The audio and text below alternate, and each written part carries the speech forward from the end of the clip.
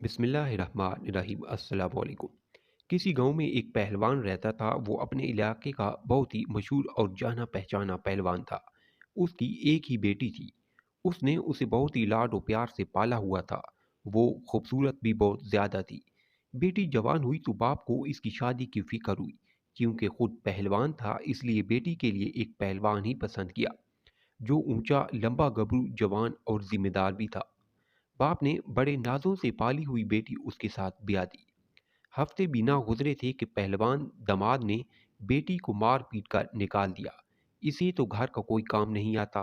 बाप का दिल बहुत रंजीदा हुआ, मगर किसी को कुछ ना कहा, फजूल में तमाशा बने। उसने अपनी बीवी से कहा, इसे सारे काम सिखाओ। माँ ने बेटी को झाड़ू पोछा खाना पकाना सब कुछ सिखा दिया।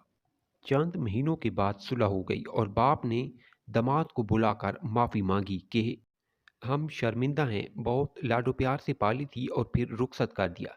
अभी 6 माह ना गुजरे थे कि उसने बेटी को फिर मार पीट कर मेके भेज दिया।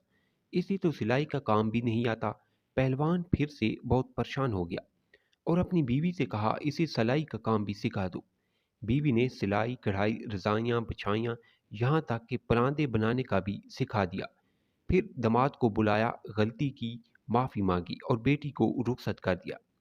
फिर चंद माह ही गुजरे थे कि बेटी नीलो नील मार खाकर मैके वापस आ गई।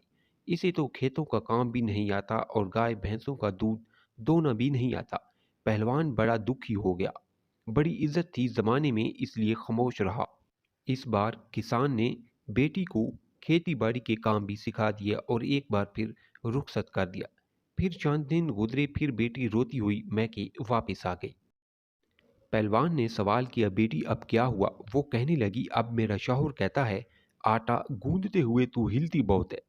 पहलवान को अब सारी बात समझ में आ गई कि असल में दामाद को रोब जमाने और मारने की आदत पड़ चुकी थी। बाप ने कहा, बेटी मैंने तुम्हें सब कुछ सिखाया, लेकिन ये नहीं सिखाया कि तू बेटी किसकी है। बेटी हैरान हो गई, लेकिन उसको कुछ समझ ना आई। चंद ही दिन गुजरे कि दामाद को एहसास हुआ कि इस बार ना तो ससुर ने माफ़ी मांगी और ना ही बेटी को वापस भेजा। खैर, वो खबर लेने ससुराल गया।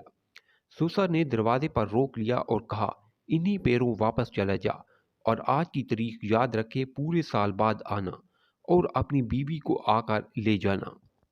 अगर इससे पहले मुझे नजर आया तो तेरी टांगें तोड़कर वापस भेज दूंगा। दामाद शर्मिंदा होकर वापस चला गया। दिन गुजरते रहे।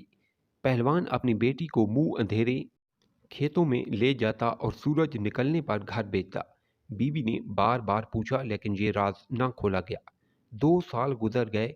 दामाद बेटी को लेने आया। बाप ने खुशी खुशी बेटी को रुखसत कर दिया। अभी चांदी दिन गुजरे कि पहलवान दामाद आदत से मजबूर चलाना शुरू हो गया और मारने के लिए हाथ आगे बढ़ाया तो बीवी ने किसी मंजे हुए पहलवान की तरह शौहर को बाजू से उठाकर जमीन पर पटक दिया और कहा, तू जानता है मैं बेटी किस बाप की हूँ? वो समझ गया कि अब की बार 2 साल में बाप ने बेटी को क्या सिखा कर भेजा है। और इसके बाद पहलवान ने दोबारा बीवी से कभी ऊंची आवाज में बात नहीं की। बाप ने बेटी को क्या सिखाया ये आप भी जान गए होंगे। हर चीज़ माँ के सिखाने की नहीं होती। कुछ बातें, कुछ एतमाद बाप भी बेटियों में लाता है। अगर आप इसी तरह सबक स्टोरी सुनना पसंद करते हैं तो प्लीज़ मेरे चैनल को सब्सक्राइब और वीडियो को लाइक ज़रूर करें।